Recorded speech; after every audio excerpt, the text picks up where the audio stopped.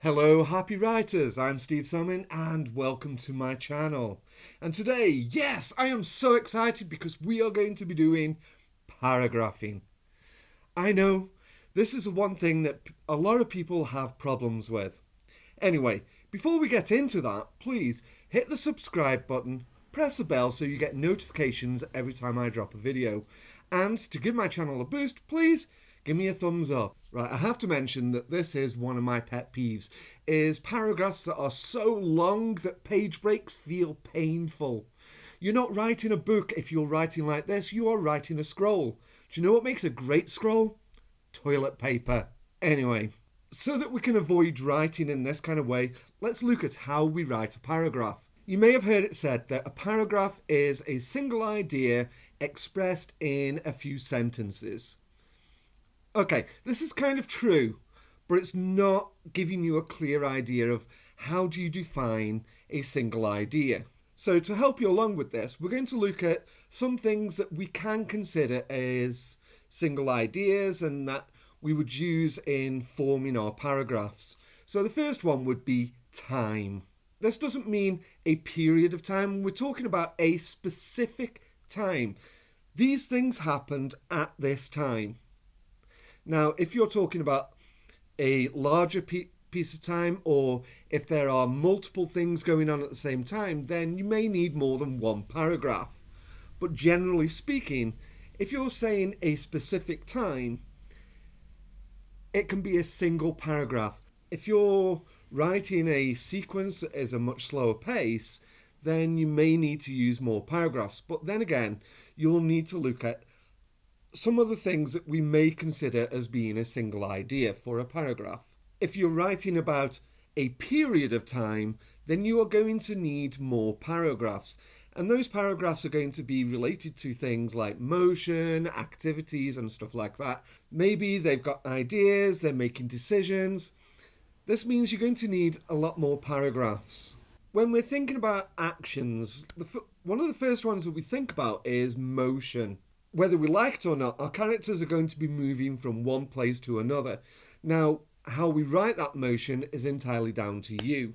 If you've got somebody moving down a street and they reach the end of the street, then you only need a single paragraph for that movement down the street. You don't need to include too much detail. Then at the end of the street, the next section of the motion is another paragraph. Another example of this would be if they're going on a long drive, you may have a paragraph describing how long that drive is, and then the next paragraph is the first interruption on that drive. Staying on this idea of actions, now you may have a single action that needs to be explained in great detail, or at least in some detail. That can be a paragraph on its own. However, I would avoid using an entire paragraph to describe how someone sits down. That's a little slow. However, if your pacing is a little quicker, then you may need to have a sequence of actions that are all interconnected in the same paragraph. So, for example, you've got a character that's coming into a room to use a computer, he's going to use it to search for stuff and find something really important. Your first paragraph may be about how they come into the room, sit down, and open the computer. The second paragraph may be how they use the computer, what they're doing to search, what they're actually looking for. And then the last paragraph may be finding that information and thinking about what it means to them. This leads nicely onto the more abstract concepts that we need to write and to think about how we put them into paragraphs. The same principle as actions still apply, so it may be a single thought that needs to be explained out. If the thoughts are longer, then it may be this thought leads to this thought leads to this thought. rather than trying to compress all the thoughts into a single paragraph. You may need more paragraphs to go through what they're thinking, because you don't need 5 paragraphs for a single thought. However, a single thought may lead on to other thoughts. And the same goes for a memory. Memories usually are filled with actions and things that people are saying and maybe ideas you had at the time. So basically, the same principles we use for action can be used for more abstract concepts. As I mentioned earlier, pacing really does affect paragraphing. If there's more things happening in a shorter space of time, if you remember with pacing, more things happen in the same amount of writing. So if you've got a slow pace, one paragraph can be this one single action that just takes time to do.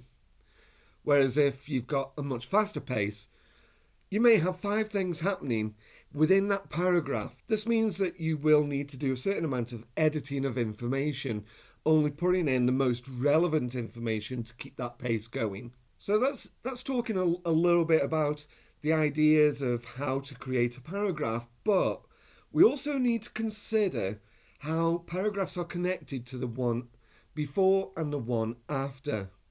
So if you have 5 paragraphs and you take one of the paragraphs out of the middle, if it doesn't have an impact on the overall effect of the 5 paragraphs, then you've written a paragraph that is standalone. However, if you take that paragraph out and then things start to not make much sense, you know that that paragraph is absolutely essential, and it is the connecting bridge between the other paragraphs in your writing. If you have too many standalone paragraphs in your writing, then readers will find it very hard to connect with the narrative that you're trying to put across. Having said all that, I want to talk about aesthetics of writing. Well, my ideas on aesthetics of writing. Now, I need you to understand, this is just my own personal rule. It's not a rule that everyone is going to teach you, but I think it will really help you in the long run. Because one of the things we don't want is repetitive looking paragraphs. I follow 2 basic rules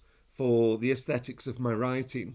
One is I try not to use pronouns at the beginning of a paragraph. I'm not saying that there's anything really wrong with this. I just find that it's so easy to fall back on he said, she said, I said, or I did this. It stops you from exploring alternative grammar to structure your paragraphs. I also don't like using the same letter at the beginning of all my paragraphs. If you've done any writing so far, if you go over what you have written, you'll probably find that many of your paragraphs start with, like, the letter T.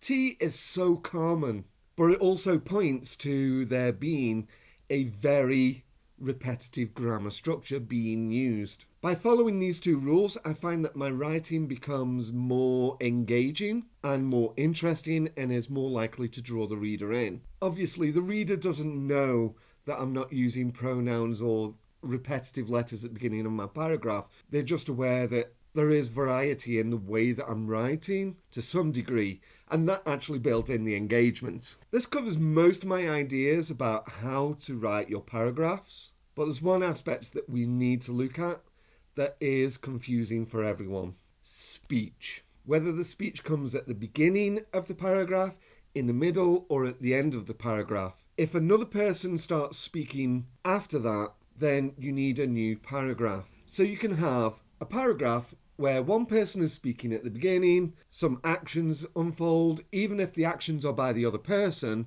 unfold, they're still in the same paragraph. But when the other person starts to speak, then you need a new paragraph. Now, there is a line of thought that you should only have 2 parts of speech in a paragraph at any one time. This is to make it easier for the reader to understand what's actually being said. Personally, I leave that up to you because this is your writing, this is your style. So long as you follow that basic rule, then you can't really go wrong. If the editor doesn't like it, then they can tell you and then you can change it then. Obviously, these are just my opinions and ideas on how to write paragraphs.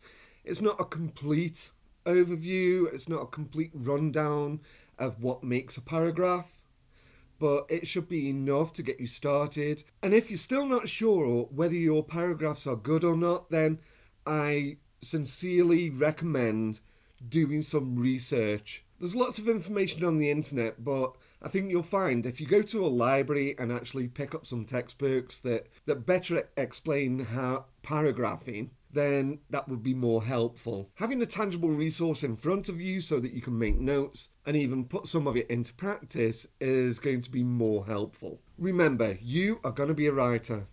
And if you like my content and you want to see more, please like, share and subscribe.